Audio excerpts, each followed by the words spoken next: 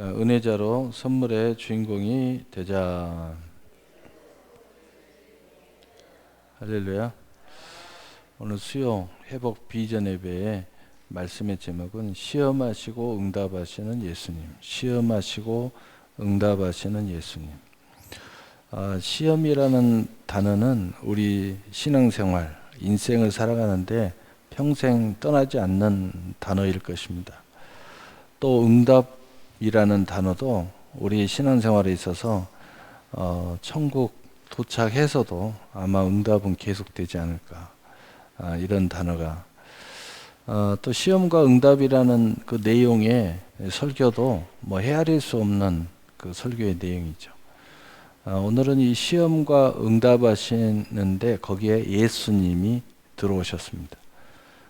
그래서 시험한 내용 그리고 응답하시는 예수님의 내용인데, 사실은 오늘 이 내용에서 하고자 하는 것은 기회라는 단어입니다.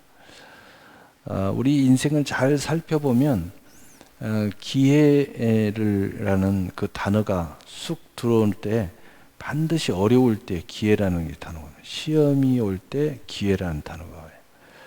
또 응답 자체가 또 우리에게 기회를 주는 거예요. 그래서 사실은 그 내용 중에 면면이 흐르는 물길은 이 기회라는 단어를 이게 집중하면서 오늘 말씀을 전하고자 합니다. 그래서 어떤 시험을 당하는, 시험이라는 것은 신앙적인 시험도 있지만 인생의 시험도 있죠. 어려움을 지금 겪는 사람들은 다 시험, 환난, 공고, 기근, 여러 가지가 있겠죠. 물질적인 것도 있고, 영적인 것도 있고, 육신의 건강도 있고, 또 사람 관계, 일가 친척, 또 가족, 많은 그 시험의 내용이 있겠죠. 응답은 이루 헤아릴 수 없는 응답의 모형이 또 있을 줄 압니다. 그러나 그 중에서 기회라는 단어가 우리에게 오기 위해서는 이 모든 것이 우리에게 유익하는 쪽으로 그 물길이 몰고 가면, 다시 말해서 물길을 돌려주면 모든 게 내 인생에 있어서, 내 일에 있어서, 내 가정, 또 내 일생에 이 기회라는 단어가 폭발적으로 다가온다 하는 거예요. 그러면 다시 말해서 우리 일생의 전체의 모습은 하나님의 주권하에서 모든 것이 경영되어지기 때문에, 그러면 하나님이 시험하시고 하나님이 응답하시는데 그 내용을 가만히 보니까, 그럼 기회라는 것도 하나님이 이러한 통로를 통해서 우리에게 주시는구나 라는 것을 알 수 있어요. 그냥 하나님의 의도를 우리는 알아야 되는데, 그래서 세상 사람들은 대개 성공이라는 단어, 우리는 축복이라는 단어, 은혜라는 단어를 떠올리지만, 성공이라는 단어를 대개 떠올리면은 대개 무슨 단어가 따라오냐면은 어떠한 상황에도 긍정이라는 단어가 따라옵니다. 다시 말해서 자기가 당하는 그 모든 것을 부정적인 것으로, 부정이라는 단어로 내 인생을 끌어들이는 것이 아니라 부정의 인생으로 끌어들이는, 생각, 말, 환경, 이걸 부정의 인생으로 끌어들이는 게 아니라 긍정의 인생으로 끌어나간다는 겁니다. 오히려 이것을 긍정으로 해석한다는 거죠. 결국 그 사람들이 자기가 생각하고 말하고 바라봤던 긍정의 그 내일을 향하여 힘써서 뛰다 보니까, 그 긍정은 세상 사람들의 긍정은 성공이잖아요. 그래서 그 성공의 자리에 가더라 이 말이에요. 근데 부정의 사람들은 뛰지를 않아요. 왜냐하면 부정 안에는 무슨 단어가 있어요? 낙심이라는 단어가 있습니다. 부정이라는 단어는 무슨 실망, 피곤함, 또 거기에 대해서 미움, 증오, 핑계. 왜? 부정을 갖는 사람들은 대개 그 이유를 남에게서 찾고 뭔가 이렇게 전가를 하고 싶어 하고, 그러니까 책임감이 없어요. 책임감이 없기 때문에 거기에 대해서 힘쓰지를 않습니다. 피하려고 하죠. 회피하는 길만 찾는 거죠. 그러나 긍정의 사람은 어떤 상황 속에서도 책임감이 있어요. 이게 책임감이 있는 사람들은 뭔가 힘을 써요. 예. 뭐 빚을 갚기 위해서 힘을 쓰고, 또 이해를 시키기 위해서 힘을 쓰고, 또 내가 이걸 잃어버린 것을 회복하려고 힘을 쓰고. 그래서 긍정에서 가장 중요한 요소는 책임이에요. 책임. 책임감이 있는 사람들은 굉장히 언어도 다르고, 또 남에게 모든 걸 전가시킨 이유가 없기 때문에 해악이 나한테 없어요. 계속 긍정의 방향으로 나를 끌고 가는 거죠. 핑계를 댈 이유도 찾지를 못하니까. 모든 것의 책임은 결국은 나야 라는 생각을 가지고 있기 때문에. 그래서 굉장히 이게 중요하죠. 그렇기 때문에 책임감이라는 이 단어가, 책임감이 있는 이 소신에 있는 삶이라는 것이 나를 성공이라는 절대적인 지렛대의 역할을 한다는 거예요. 여러분이 오늘 예배 하나 드리더라도 이 책임감을 갖게 되면은요, 굉장히 달라집니다. 근데 책임감을 상실해 버리면은 상당히 신앙생활이 어려워지는 거죠. 책임감, 이게 굉장히 중요한 거죠. 그것 때문에 성공에, 긍정에 그 많은 요소들이 받쳐줘야 되는데, 뭐 열심이라는 단어, 또 그 안에서 방향이라는 단어, 또 넘어져도 빨리빨리 오뚜기처럼 일어난다는 단어, 이런 것들이 이 책임감 때문에 우리를 다시 일으켜 세우는 경우가 굉장히 많습니다. 여러분은 너무 피곤해서 움직이고 싶지 않는데 이 책임감 때문에 일어서서 나오는 거예요. 근데 막상 나와 보니까 피곤을 이겨버리는 거죠. 또 막상 나와서 하다 보니까 사람들에게 인정받는 거예요.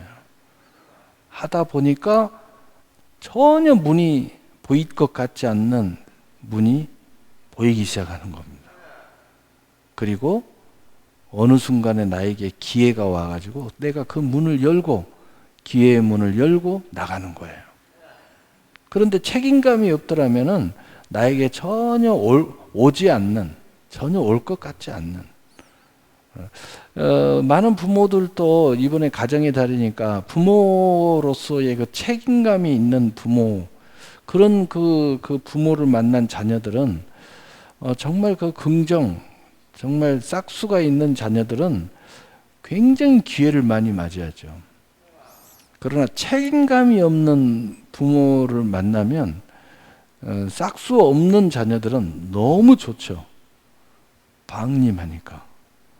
그런데 정작 자기 자신에 대해서 전혀 신경 쓰지 않으니까 공급하지도 않고 책임을 져주려고 하지도 않고, 그러니까 자기 자신이 망가진다는 것을 몰라요. 어차피 싹수 없는 자녀들이니까 자기 인생이 무너지고 있다는 걸 전혀 모르는 게 자기는 또 좋으니까. 그러나 싹수가 있는 자녀들은 책임감 있는 부모를 만나면 너무 많은 기회를 맞이하게 돼 있어요. 부모가 막 그 기회를 제공해 주니까, 너 이것도 한번 해볼래? 네, 아멘 하고 또 야, 너 나하고 같이 새벽기도 한번 해볼래? 이번에 한번 해볼까요? 기회를 잡는. 저는 뭐 신앙으로 이야기하니까 좀 부담스러운 단어일 수도 있지만, 그러나 세상에서 많은 기회를 제공해 줍니다. 그런 부모를 만나면. 예. 마찬가지입니다. 하나님도 마찬가지라는 거예요. 하나님도 우리의 일생에 있어서 이 시험, 그 다음에 응답하시는 예수님인데, 이것이 곧 우리에게 기회를 주는 것이고, 또 우리 신앙생활에 있어서 굉장히 적극적이고 열정적이고, 그리고 무엇이든지 하나님의 약속, 이걸 세상적으로 이야기하면은 굉장히 긍정적인 마인드를 가졌다. 어떤 상황 속에서도 하나님의 경륜에서 생각하는 거예요. 하나님이 우리를 좋게 하시는 하나님이시다. 어떤 상황 속에서도 하나님은 여호와 이레 모든 걸 예비하시고 준비하고 우리에게 이런 길을 인도하신다. 이런 생각을 딱 갖는 거예요. 그럴 때마다 기회로 보이는 거예요. 기회. 그래서 하나님과 우리 사이에 책임감만 있어도, 신앙의 책임감을 가지고 있어도, 은혜에 대한 책임감, 조그만한 은혜의 바탕이 돼서 은혜에 대한 양심적 책임감만 있어도 우리 인생이요 굉장히 기회를 많이 맞이하게 돼 있어요. 하나님은 우리에게 끊임없이 기회를 제공하십니다. 여러분, 영적인 것은 교회에 문이 열려 있는 모든 예배, 모든 행사, 이런 건 다 기회죠, 기회. 또 여러분의 삶 속에서 하나님과 동행하면서 호흡하는 사람들은 하루하루의 모든 것이 하나님과 동행하니까 어떤 그 하나님의 감동과 섭리 속에서 동행하면서 굉장히 많은 하나님의 기회를 우리에게 주고 있다는 것을 알게 됩니다.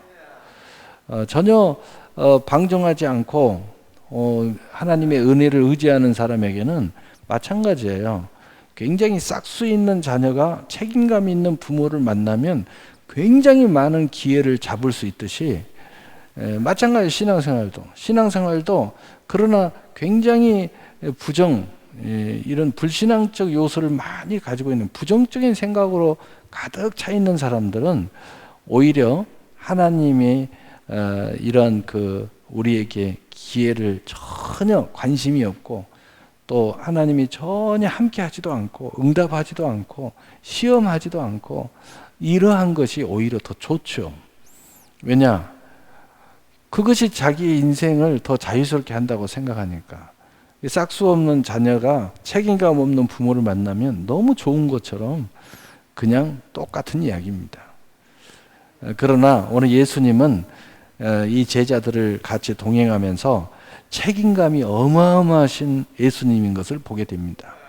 그래서 이 예수님은 이 어마어마한 책임감마저 단순한 사역에서 끝나지 않고 그 순간에 제자들을 테스트하는 거예요. 시험하시는 거예요. 그러면서 또 거기에 대해서 이미 다 모든 걸 다 준비하고 계셔. 그 시험의 대상이 오늘 성경의 단어에 빌립이라는 사람이 등장을 하게 됩니다.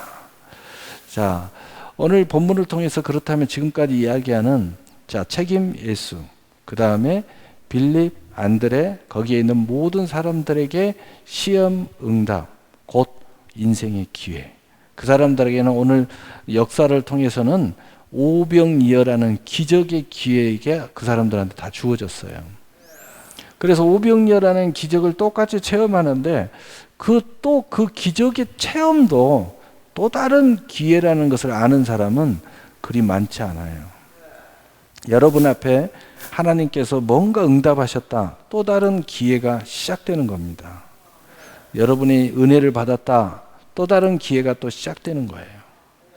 믿음이 커졌다. 또 다른 기회가 시작되는 겁니다. 여러분 안에 어마어마한 재료가 내게 생겨난 거예요. 그러니까 그 재료를 여러분 안에 물질이 좀 들어온다. 그러면 물질을 장롱에다 넣어놓으면 아무런 기회가 없죠. 그러나 그 물질을 딱 쳐다볼 때 이 물질을 내가 어떻게 미래를 위해서 사용할까라고 생각하면 미래에 대한 또 다른 기회가 이 물질 때문에 이 재료가 좀 더 있기 때문에 시작이 되는 거죠. 예를 들어서 요즘에 주식시장이 별로 마음에는 안 든다고 하는 사람들이 많이 있지만 제가 얘기하잖아요. 시험도 기회고 응답도 기회다. 눈을 제대로 뜨고 열면요 모든 게 기회예요. 그런데 이 사람한테 이런 여유 자금이 어마어마하게 생겼다. 그러면 이 사람은 어떤 생각을 할까요? 와, 나에게 더 큰 기회가 찾아왔구나. 이렇게 생각하겠죠. 아무것도 없을 때는 없으니까 이렇게 그 없는 중에 그걸 가지고 어떻게 해보려니까 마음에 노심초사를 하는데 기회가 온 거예요. 그러니까 무엇이든지 이 발전적이고 또 승리하는 사람들, 성공이라는 단어, 또 하나님의 그 은혜의 선물을 받은 많은 사람들에게는 모든 상황이 기회로 보인다. 은혜의 하나님의 축복의 기회로 보인다는 거예요. 여러분은 지금까지 어떤 인생을 살아갔습니까? 되게 앉아서 한 30분만 대화해 보면요. 이 사람은 늘 기회를 맞이하고 있는지, 이 사람은 늘 자기 자신을 기회의 문을 닫고 있는지 금방 알 수 있어요. 벌써 말 들어보면 알거든요. 이 사람이 어떤 말을 하는지 들어보면요, 금방 나타나요. 뭐 하는 것도 보는 거예요. 그러니까 구두 장수는요, 구두만 보면 이 사람이 어떤 사람이다 금방 안다잖아요. 구두만 딱 쳐다. 이 구두 장수니까 구두만 보면 이 사람의 스타일을 다 안다는 거예요. 양복을 파는 사람들은 양복을 입을 때 딱 이렇게 쳐다보면 이 사람이 어떤 사람인지 금방 안다는 거죠. 왜냐하면 그걸 통해서 숱한 사람들을 만나니까 이런 옷 색깔, 맵시, 스타일, 또 어떻게 하는 이런 것들을 딱 쳐다보면 이 사람이 딱 보이는 거예요. 모든 만사가 다 보이는 거죠. 그래서 오늘 이 측면에서 기회라는 단어를 떠올리면서 오늘 말씀을 보면 좋겠어요. 오늘 예수 그리스도께서 눈을 들어 큰 무리가 자기에 오는 것을 보시고, 자, 큰 무리가 자기에게 오셨어요. 이 사람들이 왜 왔을까요? 여러분, 세상 사람들이 왜 와요? 오는 이유는 뻔한 거죠. 예, 그래서 오늘 요한복음 6장 2절에는 명확하게 이렇게 이야기합니다. 큰 무리가 따르니 이들은 병자들에게 행하시는 표적을 보았습니다. 병자를 치료하시는 예수님 보고 무리가 몰려들기 시작했다. 이런 이야기예요.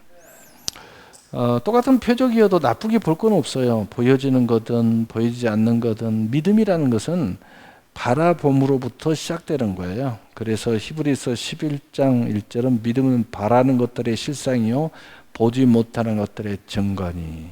여기서부터 출발을 하는 거예요. 그래서 제가 이야기하잖아요. 긍정의 사람은 보는 것도 긍정이에요.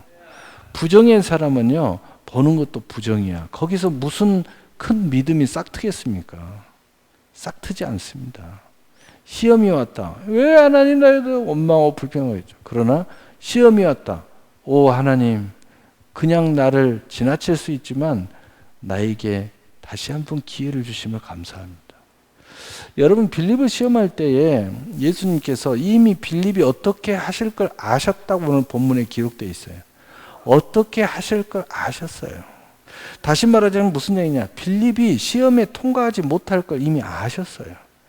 그럼에도 굳이 또 빌립을 시험하셨어요. 그 이유는 뭐예요? 빌립이 어차피 이거 불신앙으로 말할 줄 알았단 말이에요. 그런데 왜 시험하셨을까요? 기회를 준 거예요. 여러분, 가룟 유다가 무슨 짓을 할지 예수님이 다 알고 계셨어요. 마지막 순간까지 계속 가룟 유다를 이야기하셨어요. 나와 함께 이 떡을 넣는 자가 그 사람이다. 계속 가르쳐 줬어요. 다른 사람은 아무도 몰랐지만 본인은 계속 지적을 받았어요. 예수님이 너야, 너야, 너야. 그때 가룟 유다는 무슨 생각했어요? 예수님을 알고 계시는구나. 내가 당신을 팔지 알고 계시는구나. 이미 팔아버렸는지 알고 있구나. 근데 왜 예수님은 계속 이야기를 하셔요? 기회를 주는 거예요. 기회를 주고 있는 거예요. 여러분, 베드로도 똑같잖아요. 베드로가 뭐 어쩌고 저쩌고 하니까 야, 너는 닭이 울기 전에 나를 3번이나 부인하리라. 이게 뭐예요? 예수님 다 알고 있잖아요. 근데 뭐예요? 베드로에게도 기회를 준 거예요. 베드로는 그 모든 기회를 놓쳤지만 그러나 마지막에 회개했죠. 회개. 기회를 잡았다 이거예요. 그러나 가룟 유다는 자살해 죽었죠. 그러니까 기회를 못 잡은 거예요. 기회예요, 기회. 모든 게 우리에게 다 기회입니다. 보통 사람들은 다 좋은 것만 기회라고 하는데요. 그렇지 않아요. 어차피 망가질 건데 뭐하게 하나님이 또 시험하십니까? 기회를 주고 있는 거예요. 당신의 믿음이 없는 줄 하나님 다 아시는데 왜 하나님이 흔들어 보셔요? 기회를 주시는 거예요. 이걸 우리가 아셔야 되죠. 예, 그래서 오늘 예수님이 오신 이유는 뭡니까? 마태복음 11장 28절 29절 예수님이 이 큰 무리를 불러 모으는 사실의 큰 목적은 여기 있습니다. 수고하고 무거운 짐자들아 다 내게로 오라. 내가 너희를 쉬게 하리니 나는 마음이 온유하고 겸손하니 나의 멍에를 메고 내게 배우라. 그리하면 너희 마음에 쉼을 얻으리니. 첫째는 수고하고 무거운 짐을에서 인생의 모든 수고하고 무거운 짐에서 자유함을 얻게 해주시려고 예수님이 오신 거예요. 그 다음에 두 번째로는 바로 예수님의 멍에, 쉽고 가벼운 멍에를 우리에게 거기에다가 우리 일생에다가 딱 얹어주시려고 오셨어요. 세 번째로는 마음의 쉼, 마음의 구원을 주시려고 오셨다 이 말이에요. 한마디로 이야기하면은 로마서 8장의 이야기로 이야기하면은 예수 안에 결코 정죄함이 없게 하시려고, 그리고 죄와 사망의 법에서 생명의 성령의 법으로 해방시키려고 오신 거예요. 더 한마디로 이야기하면은 구원하시려고 오셨어요. 또 이 구원을 살짝 천국 것으로 바꾸면은 영생을 주시려고 오신 거예요. 또 이것을 생명의 입장에서 이야기하면 생명을 얻되 더 풍성한 열매를 얻게 하시려고 우리를 찾아오신 거예요. 부르신 거예요. 여러분, 우리가 이건 분명한 하나님의 목적을 우리는 알아야 됩니다. 그럼 하나님이 축복을 주시는 것도, 우리의 건강을 주시는 것도, 여러 가지 여유를 주시는 것도 다 목적이 분명히 있다는 거죠. 우리가 잘 알아야 돼요. 예. 그렇다면 하나님 앞에 우리가 하나님 돈 주세요, 하나님 부자 되게 해주세요, 어떻게 보면 이게 껍질인데, 껍질을 요구할 때도 하나님이 오신, 예수님이 오신, 우리를 부른 목적이 무엇인지 알고 구해라. 그러면 여러분의 기도가 상당한 능력이 있게 된다. 근데 그 예수님의 목적을 모르고 구하면은 이건 완전히 그 기도가 실망스러운 기도가 된다 하는 거예요. 여러분 그거 아셔야죠. 우리 수연이가 우리 권사님, 엄마 권사님한테 날씨도 이제 이렇게 바뀌었는데 아름다운 원피스를 한번 입고 싶어요, 이렇게 해서 원피스 사달라는 거예요. 근데 어떻게 보면 세상적으로 필요한 것일 수 있어요. 그러나 엄마가 정말 내 인생에 원하는, 진짜 원하는 목적을 알고 그걸 구하면은 그 응답받을, 반드시 응답해 줄 거예요. 근데 전혀 목적을 모르고 딴소리만 하고 이것만 사달라고 그러면은 부모의 마음을 상심케 하는 거죠. 근데 사줄지 안 사줄지 모르겠어요. 그냥 밤을 새고 때를 새면 에이씨 미운 놈 떡 하나 주자 이런 마음으로 사줄지 모르겠지만은 그 때 쓰면 응답 받는다는 말이 거기서 나오는 거죠. 우리 기도도 때를 쓰는 기도하면 하나님 응답해 주는데요, 그게 참 축복과 은혜의 응답과 조금 결이 좀 다른 응답이죠. 성경에는 그런 응답들이 굉장히 많이 있어요. 그런데 그 길을 계속 가다가 낭패를 당하는 많은 사람들을 기록해 놨어요. 하나님이 허락했다고 다 복된 건 아니에요. 뗐으니까. 하나님이 어떤 분인지 알겠죠. 얼마나 하나님이 단호하기 때문에 하나님이 얼마나 마음이 약하신 분인지, 뗐으면요 하나님이 물러나요. 뗐으면 하나님이 응답해줘요. 야, 나는 성경을 보면서 하나님은 막 어마어마하신 분임을 알았더니 끝까지 뗐으면요 하나님이 물러나요. 불쌍히 여기고 안타깝고, 때를 막 쓰면요 하나님은 응답해줘요. 그래 그 길 가면 안 되는데 그래 그럼 가라 그럽니다. 그런 경우가 굉장히 많아요. 하나님이요 참 사랑의 하나님. 그래서 요한복음 10장 10절에 내가 온 것은 양으로 생명을 얻게 하고 더 풍성히 얻게 하려는 것이라. 자, 예수님이 우리를 부른 목적을 분명히 알고 있어야 됩니다. 이걸 아는 사람과 알지 못하는 사람의 우리 신앙생활은 굉장히 차이가 납니다. 또 삶 속에서 하나님 앞에 구체적으로 우리의 필요한 이 세상의 것들을 구하는 데 있어서도 바로 이것을 분명히 알고 구하고 또 모르고 구하는 것은 굉장히 결이 다르다. 또 여러분이 믿음으로 한다고 때 쓰는 것도 이걸 알고 때를 쓸 때와 모르고 때를 쓸 때는 전혀 여러분의 마음의 중심이, 또 하나님이 여러분을 쳐다볼 때 완전히 다르다 하는 것을 알아야 돼요.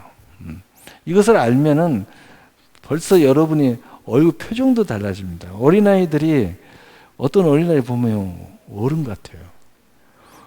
야, 너는 무슨 말을 하면 얼굴 표정이 벌써 인생 다 산 것 같다.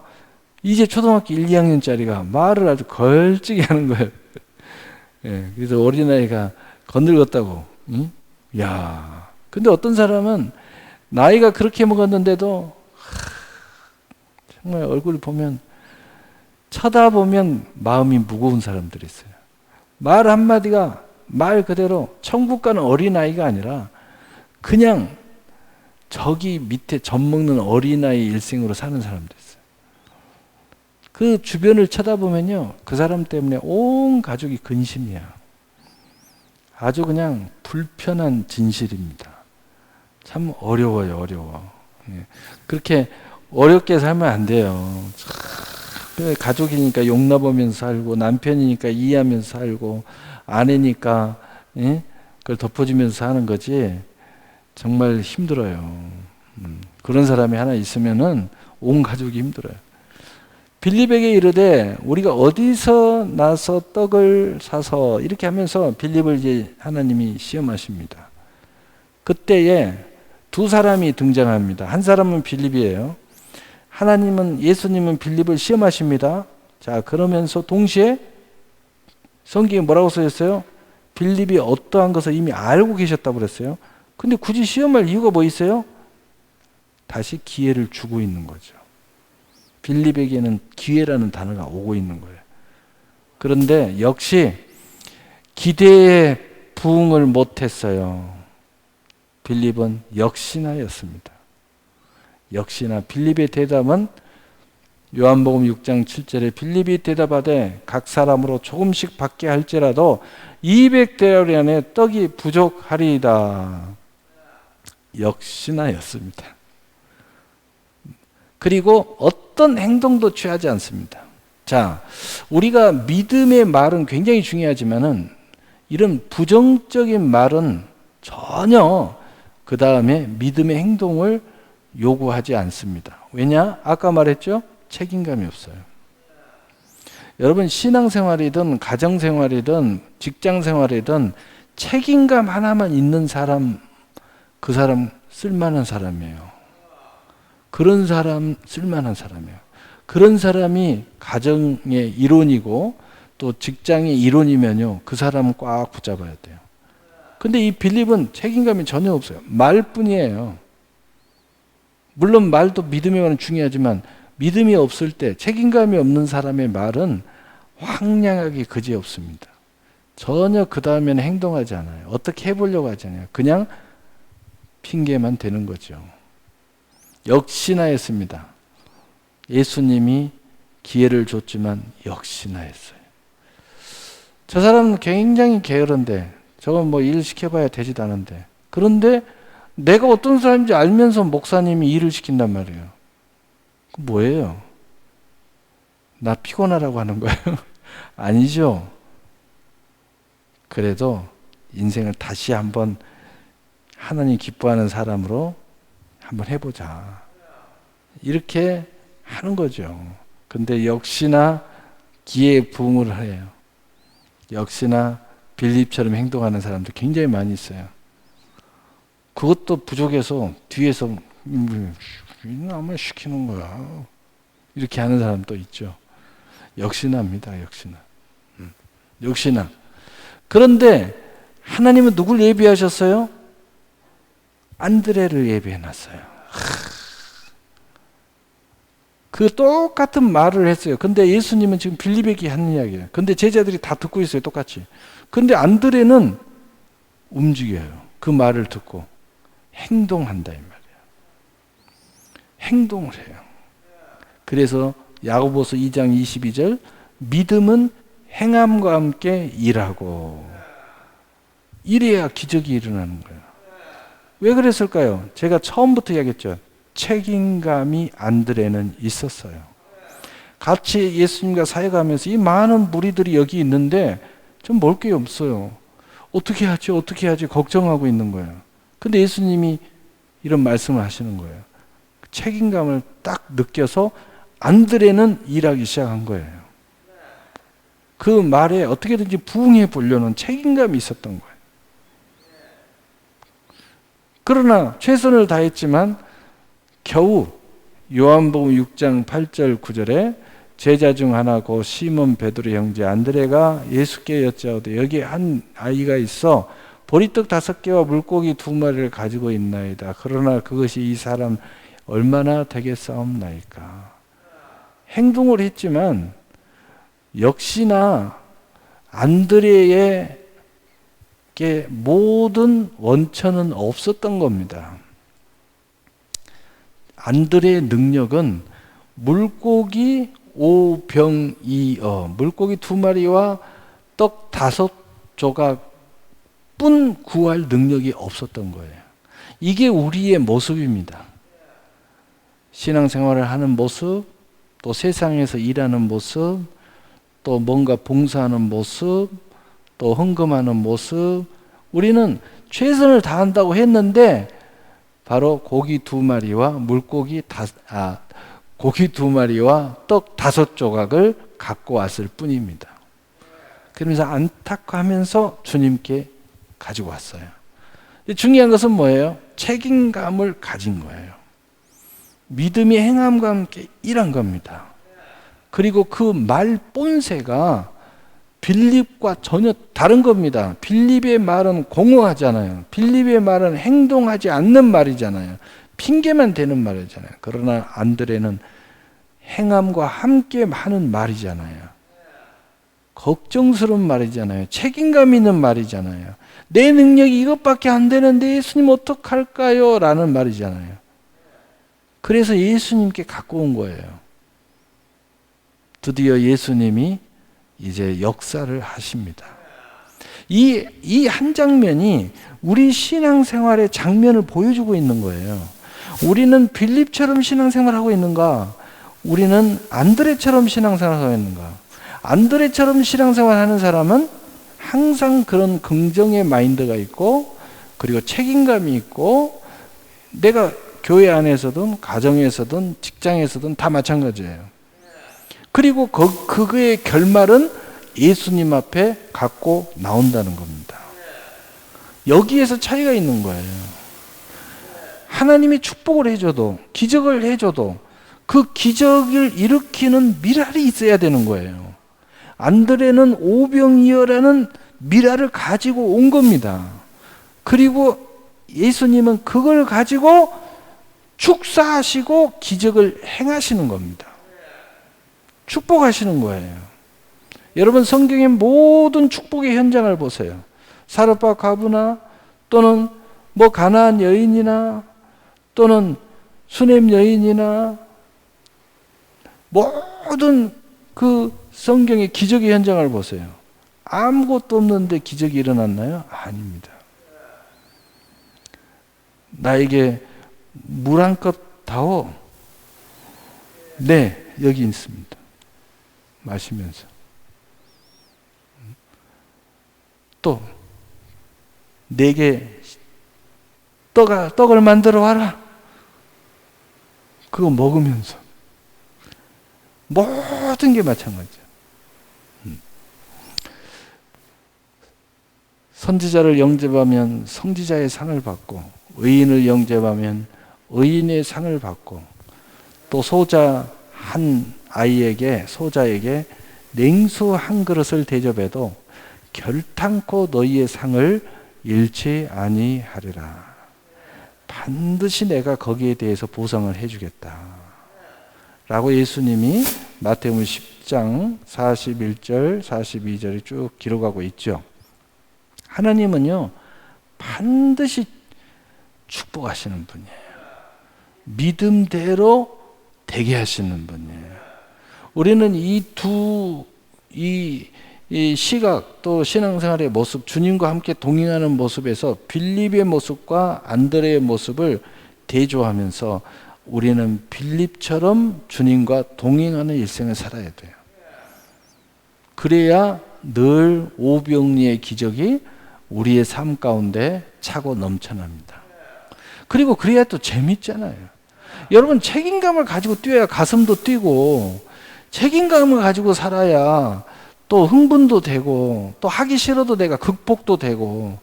그러나 뭔가 이렇게 뚜렷한 나의 일부분으로, 내가 주님의 일부분으로, 주님의 모든 것이 나의 일부분으로. 부부도 마찬가지예요. 우리가 한 몸이라는 일부분의 그 책임감을 가지고 움직일 때 부부가 행복한 거죠. 가족도 마찬가지예요. 그런데 대부분의 가족들 보면요, 분명히 저게 한 몸에서 이루어졌는데 분명히 저게 한 곳에서 다 나온 사람들인데요, 어떻게 된 인연분인지 다 따로따로예요. 따로 국밥이야. 그걸 쳐다보고 있으면 좀 안타까워요. 그게 서로 막 응그러지면서 책임감을 가지면서 이렇게 하면은요, 가족이 윤택해지는 거죠. 윤택해지는. 새 힘이 공급되는 거죠.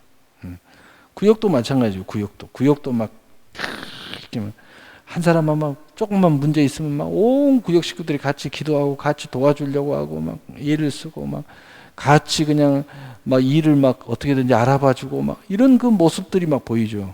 그런데 전혀 그런 모습이에요. 물론 심는 대로 거두듯이 자기가 그러고 있으니까 다른 사람도 마찬가지겠죠.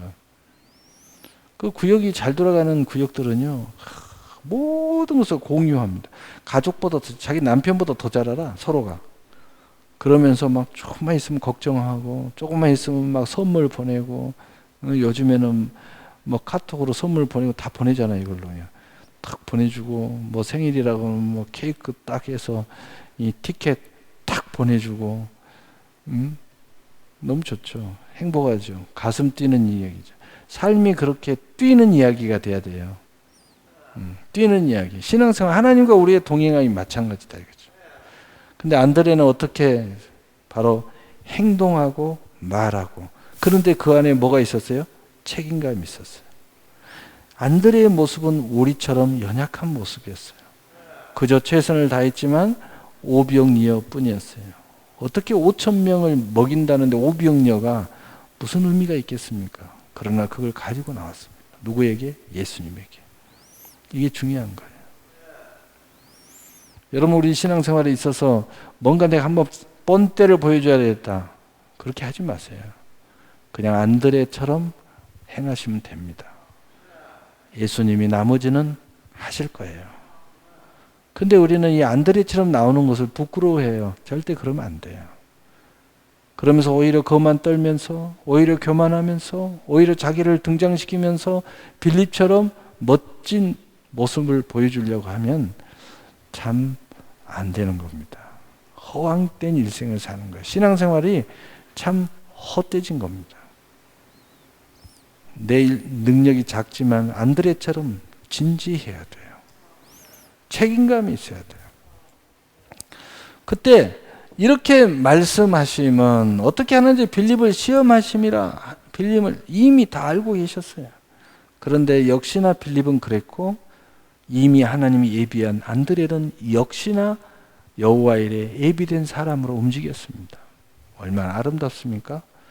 요한복음 6장 10절에 예수께서 이르시되 이 사람으로 앉게 하라 하시니 그곳에 잔디가 많은지라 사람들이 앉으니 수가 5,000명쯤 되었더라. 예수님은요, 믿음으로 다 앉히라는 거예요. 아마 안드레와 빌립은 근본의 신앙의 차이는 있었지만, 빌립은 여전히 예수님 쓸데없는 짓거리 한다, 왜 먹을 것도 없는데 저렇게 하나. 그러나 안드레는 예수님이 무슨 뭘 준비해 놓으셨나? 이런 약간의 차이는 있지 않았을까. 기적이라는, 오병이어의 기적이라는 역사를 기대하지는 못했을지라도 그 근본이 좀 차이가 있지 않을까. 그리고 예수님께서 11절에 예수께서 떡을 가져 축사하신 후에 앉은 자들에게 나눠주시고 물고기도 그렇게 그들의 원대로 주시니라. 아멘.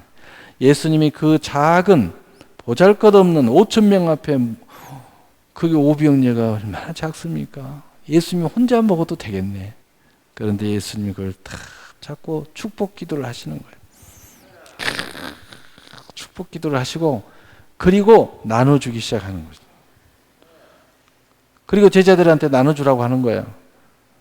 제자들이 좀 어떤 생각이었을까요? 오병이어 갖고 뭘 어떻게 5,000명을 나누면, 그런데 계속 나오는 거예요. 계속 나오는 겁니다. 13절 이에 거두니, 13절 이에 거두니 보리떡 5개로 먹고 남은 조각이 12바구니에 찾더라. 아멘. 얼마나 많아요. 우리의 일생은 똑같은 곳에 있습니다. 무슨 얘기냐면 이 기적의 현장에 빌립도 있고요, 안드레도 있고 또 5천여 명의 일반 성도들도 있습니다. 백성들도. 그러나 중요한 것은 뭐냐? 빌립이 그 하늘의 미랄이 됐다는 겁니다. 그리고 안드레가 하늘의 미랄이 됐다는 거고, 빌립은 시험을 받았지만 기회를 잡지 못했다. 이 무슨 얘기를 내가 하려고 하냐면, 똑같은 동시대에 우리는 살고 있습니다. 똑같은 교회 다니고 있습니다. 똑같은 신앙생활을 하고 있습니다. 그러나 같이 함께 동행한다고 해서 안드레와 빌립의 위치가 전혀 같다고 말할 수는 없다는 거죠. 이 땅에서는 비슷하게 보일 줄 모릅니다. 그러나 저는 단언코 이야기하느니 천국에 가면 다르다. 천국에 가면 완전히 달라질 거다. 저 종과 동록에 쓸지 않은 창고에 싼 사람, 그렇지 않는 사람은 너무 다를 거다. 성경은 그것을 우리에게 말해주고 있어요. 자, 오늘 결론 이야기하겠습니다. 요한복음 14장 13절 14절, 너희가 내 이름으로 무엇을 구하든지 내가 시행하리니 이는 아버지로 하여금 아들로 말미암아 영광을 받으시게 하려 함이라. 내가 내 이름으로 무엇이든지 내게 구하면 내가 행하리라. 우리 예수님은 항상 이렇게 응답하시는 하나님.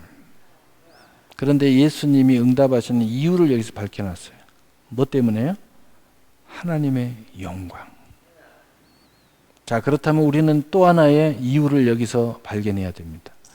하나님께서, 예수님께서, 성령께서 모든 역사가 우리에게 이루어지는데 거기에 목적은 영광이구나. 이 이유를 우리는 알고 여러분 기도하셔야 돼요. 그래서 제가 벤트에다 좀 간증 좀 올리세요. 뭐해서 이게 다 뭐 때문이에요? 영광 때문이에요. 여러분 자랑하라고 하는 게 아니에요. 여러분 칭찬받으라고 하는 게 아니에요. 하나님이 영광을 드러내라는 거죠. 영광. 하나님이 영광을 이렇게 저를 통해서 드러내셔서 하나님 영광 받아주시라고. 우리가 나와서 찬송하고 성가 대원들이 찬송하는 게 뭐예요? 뭘 뽐내는 겁니까? 하나님 영광 받으시라고.